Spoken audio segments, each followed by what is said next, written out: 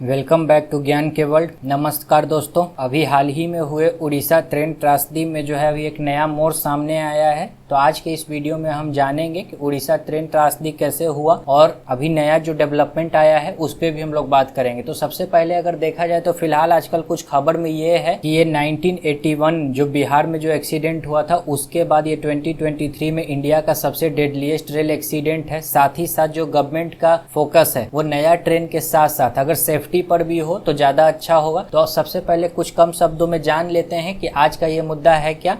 I am sure आप में से ज्यादातर लोग इस खबर के बारे में जान रहे होंगे, लेकिन चलिए फिर भी अगर जिसको नहीं पता है तो उनके लिए थोड़ा सा हम बता देते हैं। तो सबसे पहले ये शुक्रवार शाम को जो है 3 ट्रेन आपस में कोलाइड कर गया था और ये जो 3 ट्रेन था उसका नाम बेंगलुरु हावड़ा सुपरफास्ट एक्सप्रेस था, कोरोमंडल एक्सप्रेस और एक मालगाड़ी जो है आपस में भिड़ गया था, जिसके बाद 17 से 21 कोच जो है डिरेल्ड हो गया था, यानी कि पटरी से उतर गया था, इधर उधर फैल गया था। तो अगर हम बात करें कि ये हुआ कैसे था तो सबसे पहले देखेंगे आप इस डायग्राम में देखिए। इस डायग्राम में ये डाउन लाइन है और ये अप लाइन है, ठीक है। कोरोमंडल एक्सप्रेस जो है वो चेन्नई की ओर जा रहा था, वहीं जो है दूसरे वाले लाइन पे यानी डाउन लाइन पे आपका यशवंतपुर एक्सप्रेस जो है हावड़ा की ओर जा रहा था। और दोस्तों ये जो कोरोमंडल एक्सप्रेस है इसको ग्रीन लाइट मिला था और ये इसका मतलब था कि ये मेन लाइन से होते हुए ये आगे की ओर जाता, और जब ड्राइवर को ग्रीन सिग्नल जब मिलता है तो उस केस में ड्राइवर अपना स्पीड नहीं कम करते हुए वो सीधा मेन लाइन से बाहर निकल जाता है। और ये जो है सो आपका लूप लाइन होता है। लूप लाइन का उपयोग जो होता है जब कोई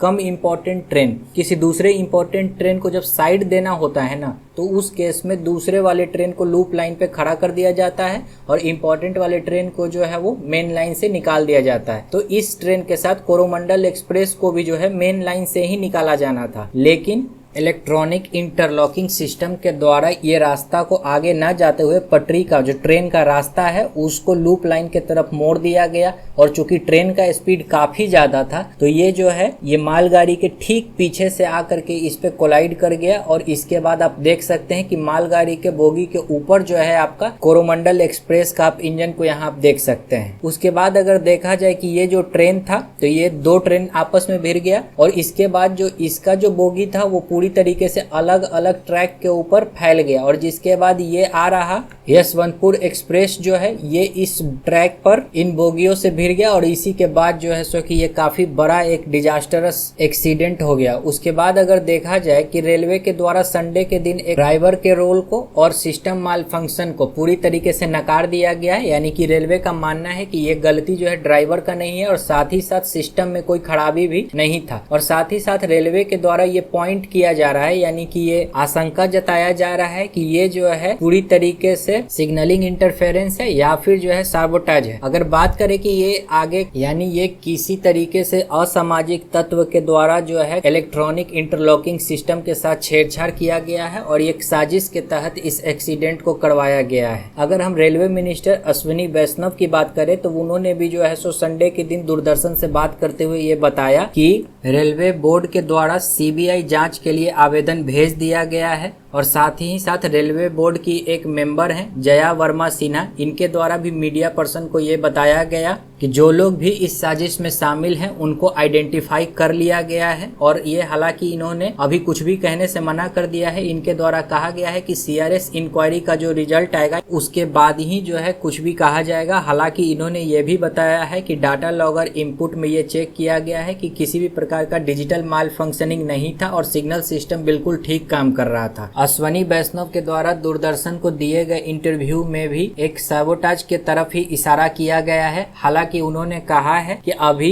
सीआरएस के रिपोर्ट के आने के बाद ही जो है किसी भी प्रकार का स्टेटमेंट दिया जाएगा। और अगर हम बात करें सीआरएस क्या है तो the commissioner of railway safety है और ये जो है इंक्वायरी रिपोर्ट पेश करेगा। हालांकि ये बहुत जल्द आने का उम्मीद है और सामने ये भी कहा गया कि इसको मीडिया के सामने और लोगों के सामने रखा जाएगा। दोस्तों, अगर देश के सबसे डेडलीस्ट रेलवे एक्सीडेंट की अगर हम बात करें तो दुनिया में दूसरा सबसे बड़ा और देश का सबसे बड़ा यानी इंडिया का नंबर 1 और पूरे वर्ल्ड का सेकंड सबसे बड़ा जो रेलवे एक्सीडेंट हुआ था वो 1981 में हुआ था और ये बिहार में हुआ था। इसमें क्या हुआ था कि जून 1981 में 9 में से 7 बोगी डीरेल्ड हो गया था, यानी बोगी जो है वो ट्रैक से उतर गया था और साथ ही साथ ये ब्रिज से नीचे बागमती नदी में भी गिर गया था और इसमें तकरीबन 800 लोगों के मारे जाने की खबर है। हालांकि कुछ रिपोर्ट्स जो है सो कि 800 से 2000 लोगों के मारे जाने की बात कहता है। क्योंकि ये जो है सो कि ओवरलोडेड ट्रेन था और ये पैसेंजर के सहित वाटर बॉडी में गिर गया था, ठीक है, जिसके बाद सारा बॉडी तो मिला भी नहीं और इसी कारण से ये जो है एस्टिमेटेड डेटा दिया गया था। अगर हम बात रेलवे का करें तो अभी रेलवे में जो है सो नया ट्रेन का निर्माण और जो है पटरी बिछाने का काम तो काफी तेजी से चल ही रहा है,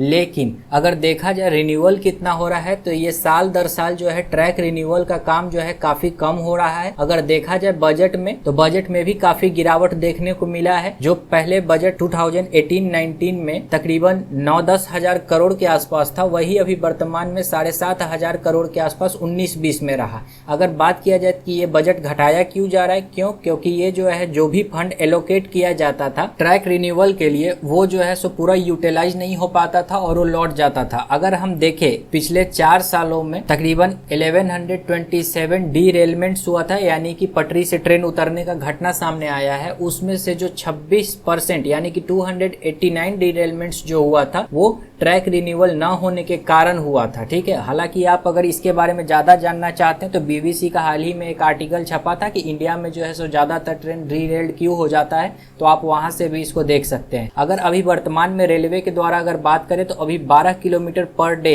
रेलवे लाइन को जो है वो कंस्ट्रक्ट किया जाता है। हालांकि कहा गया था कि ये 2023 बजट के बाद कि इस साल से तकरीबन 16 किलोमीटर पर डे जो है वो रेल कंस्ट्रक्शन का काम चलेगा। अगर हम एक बिजनेस स्टैंडर्ड जो कि काफी प्रतिष्ठित अखबार है, अगर इसका एक खबर को देखें तो भारत का जो बजट है रेलवे का बजट वो पिछले साल के तुलना में 1 लाख करोड़ रुपया बढ़ा दिया गया, जो कि इस बार का बजट है 2.4 लाख करोड़। तो ये जो है बजट बढ़ाने के बावजूद भारत का जो एक्सीडेंट जो है ट्रेन का वो 37% बढ़ गया है। तो ये कहीं ना कहीं सरकार के ऊपर एक सवालिया निशान खड़ा होता है। जहां एक तरफ भारत के ट्रैक पर वंदे भारत जैसा सेमी हाई स्पीड ट्रेन चल रहा है, वहीं बुलेट ट्रेन चलाने की बात चल रही है, और वहीं जो अपना देश का ट्रेडिशनल ट्रेन है उसमें इस तरीके का एक्सीडेंट होता है तो काफी जो है चिंता वाली बात है। अगर हम बात करें कि अभी उड़ीसा ट्रेन एक्सीडेंट में जो हुआ है तो इसमें जो है रेलवे मिनिस्ट्री के द्वारा जिनका डेथ हो गया है उनको 10 लाख रुपए एक्सग्रेशिया देने की बात करी गई है, और वहीं जो गंभीर रूप से जो इंजर्ड हैं उनको 2 लाख रुपया और जो माइनर इंजरीज जिनको हुआ है उनको 50,000 रुपए देने की बात कही गई है।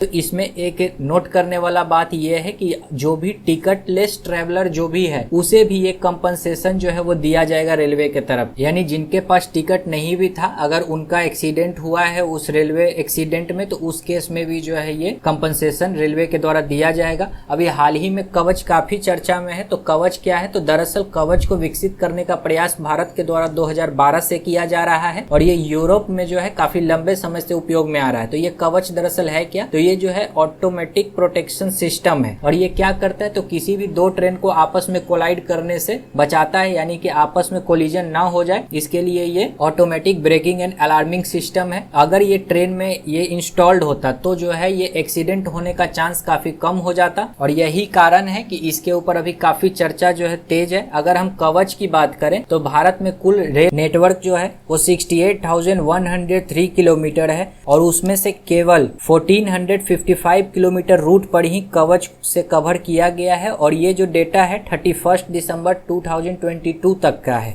यानी 95% ट्रैक अभी भी कवच सिस्टम के अंतर्गत नहीं आता है और 19 जोन में से 18 जोन अभी भी जो है वो कवच सिस्टम के अधीन नहीं है। और ये जो है भारत के लिए एक काफी बैकलैश देखने को मिलता है भारतीय रेल के लिए, क्योंकि जहां बहुत सारा विकसित देश अभी अपने यहाँ automatic protection and alarming system use कर रहा है, वहीं अभी भारत महज 1500 किलोमीटर जोन को ही जो है सुरक्षित कर पाया है। तो ये सरकार के लिए काफी जरूरी कदम है, कवच सिस्टम को यथाशीघ्र जो है वो वो पूरा करना चाहिए ताकि आगे ऐसा कोई ट्रेन हादसा भारत में देखने को नहीं मिले। इसके साथ एक अच्छा खबर भी सामने आया, जब ये दुर्घटना हुआ उसके बाद उड़ीसा के लोगों ने जो है वो हॉस्पिटल में जाके ब्लड डोनेट किया ताकि किसी का भी मृत्यु ब्लड के कमी से ना हो पाए। उसके बाद अगर देखा जाए तो यहाँ एक खबर छपा था इंडियन एक्सप्रेस में, जिसमें कि 25 साल का शोभा सारंगी के द्वारा जो है टेटनस का 1000 डोज जो है वो मुफ्त में बांटा गया। उसके बाद आप नीचे देख सकते हैं वीरेंद्र सहवाग के द्वारा भी जो है जो भी चिल्ड्रन फैमिली मेंबर का लॉस हो गया इस ट्रेन एक्सीडेंट में, उसको जो है वो फ्री एजुकेशन देने की बात कहे हैं। उसके बाद एक गौतम अडानी के द्वारा भी जो है बच्चों को